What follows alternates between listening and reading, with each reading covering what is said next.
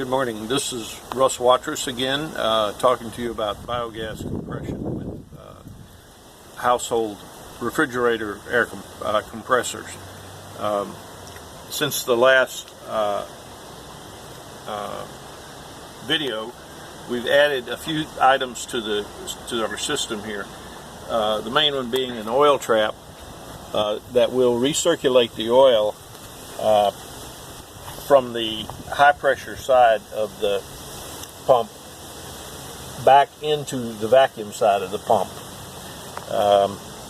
The recirculation is controlled by a valve which is on the bottom of this tank here, and when that valve is open, the compressor sucks the oil that may have accumulated in this tank back into the compressor via this line here, right?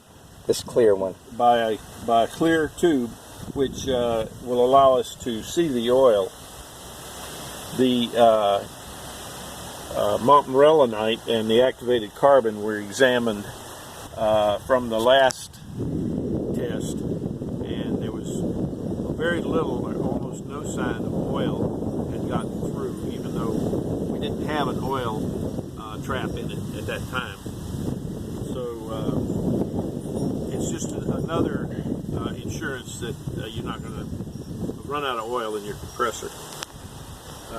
We also found that the montmorillonite in the primary filter, that's this thing with the yellow lid here, had it absorbed about 5% of the, or most of the moisture. And the final filter, which is the green thing over here, which also contains montmorillonite and calcium oxide. I did a weight loss study on it by heating the contents to 125 C, and it had a weight loss of less than 5%. So most of the moisture was trapped in this primary filter here. Very cool. Okay, and pressure gauge here. This is off at this point. Secondary water filter there, coming out. This is new, the manifold. Yeah. And you've got two different pressure gauges. Why is that? Okay, so you've got an overpressure, which seems to be set to 150 psi. Approximately, yes. And can you get ones that are set for different pressure ratings? I imagine you can, but you can adjust that up and down. Just by turning this internal part here. Screws in to increase the pressure. Okay. But is there a reason for having two gauges?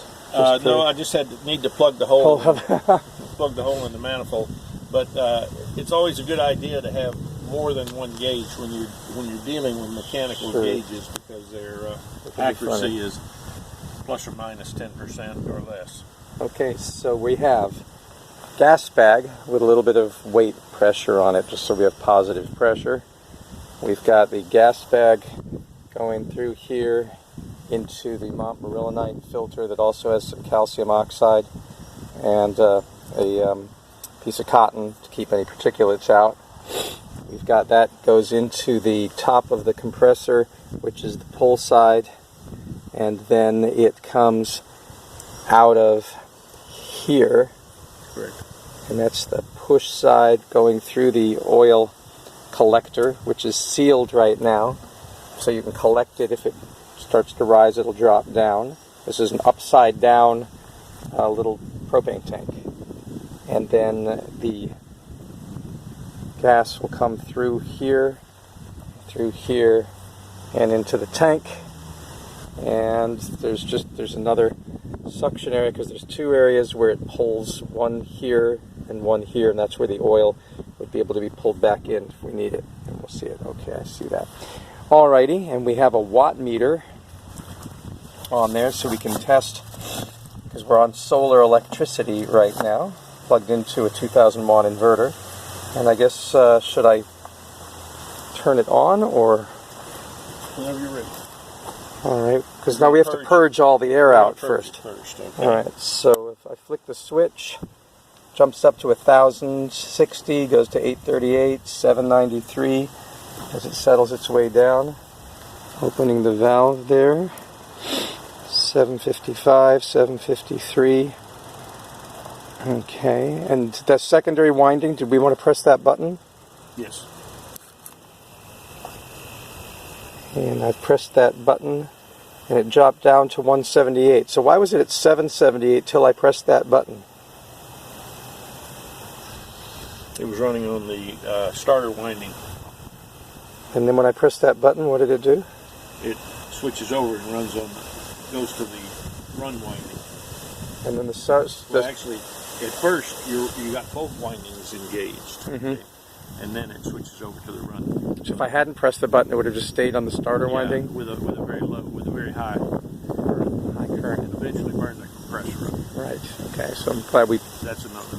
Yeah. All right. Because now it's we settled are up down. at 100 pounds, All right. and so we're gonna. We can. Simply pulling this out makes it a lot easier. Now, do we need to flame test there or anything? There was a positive pressure in this tank right here, Mm-hmm. so I think with purging and won't be necessary.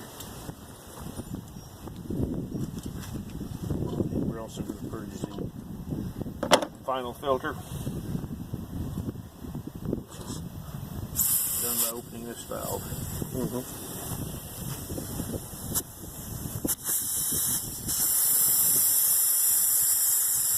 So we don't want to light, just to say, I've got the lighter.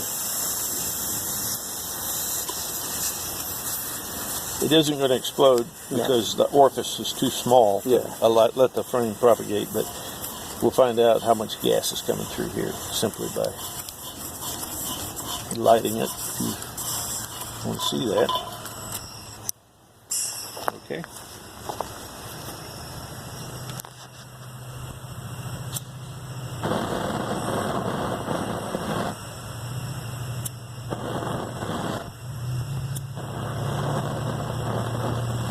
There it is. Should hold when you get all gas. It's getting closer. Maybe if you dial down the valve, sometimes biogas blows itself out. Yeah. On the ship, just a little bit open. Yeah, now it's staying lit. That's what I've noticed about biogas. I can see it rippling. Let's see if it's hot.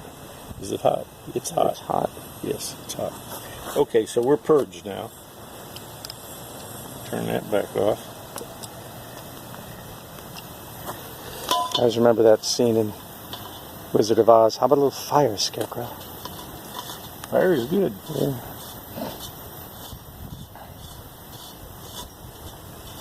You know where that came from? Fire is good. That's from Frankenstein. Bride of Frankenstein. Yes, yes, of course. Fire, no good. We belong dead. Do you remember that? I love Bride of Frankenstein. That's a great movie. And this is wine. Wine, good. This is smoke. Smoke. Fire, bad. Tight, and our tank valve is open, so we should get pressure out. And is that open now?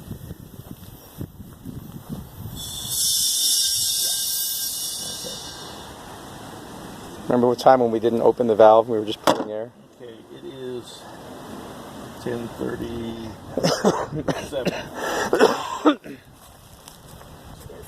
10:37. 10:37. All right.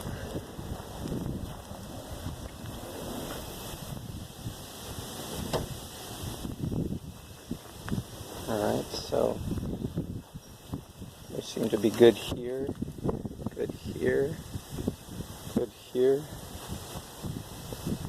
Everything's looking good. We'll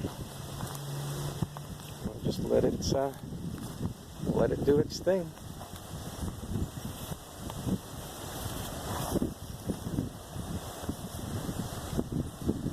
And then we will get back to you. All right, so I'll go ahead and post this up on YouTube so you can see the beginning stages and the great explanation that Russ gave of the system now, and then we'll check back in about a half an hour or so and see how much pressure we got.